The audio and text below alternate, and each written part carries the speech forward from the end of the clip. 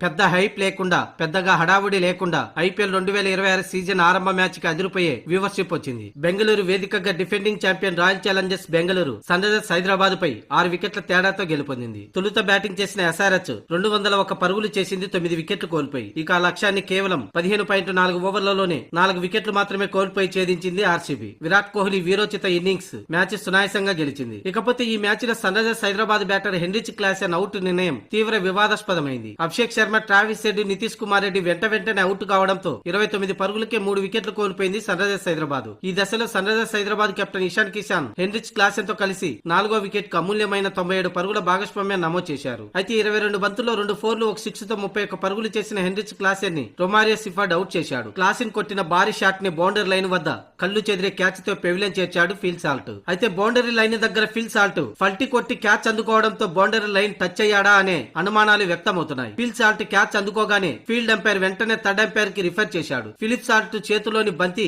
నేలకు తాకిందా లేదా అనే విషయాన్ని 2 సార్లు పరిశీలించిన థర్డ్ అంపైర్ అతను బౌండరీ లైన్ తాకాడా లేదా అనే విషయాన్ని పెద్దగా పట్టించుకున్నట్లుగా కనిపిస్తుంది. ఇంగ్లాండ్ మాజీ క్రికెటర్ కామెంటేటర్ మైకిల్ వాగన్ కూడా ఈ విషయంపై అనుమానం వ్యక్తం చేశాడు. ఫిల్ సాల్ట్ కాలు బౌండరీ లైన్ కు తాకినట్టుగా నాకు అనిపించింది. ఇది ఆర్సీబీకి చాలా పెద్ద వికెట్. అయితే హై యాంగిల్ నుంచి చెక్ చేయకుండా అతని కాలు బౌండరీ లైన్ కు తగలలేదని ఎలా నిర్ణయించారో నాకు అర్థం కావడం లేదని మైకిల్ వాగన్ అన్నాడు. ఈ విషయంపై ఫ్యాన్స్ కూడా భిన్నాభిప్రాయాలు వ్యక్తం చేస్తున్నారు. థర్డ్ అంపైర్ సరిగ్గా చెక్ చేయకుండా తొందరపాటి నిర్ణయం తీసుకున్నాడని ట్రోల్ చేస్తున్నారు.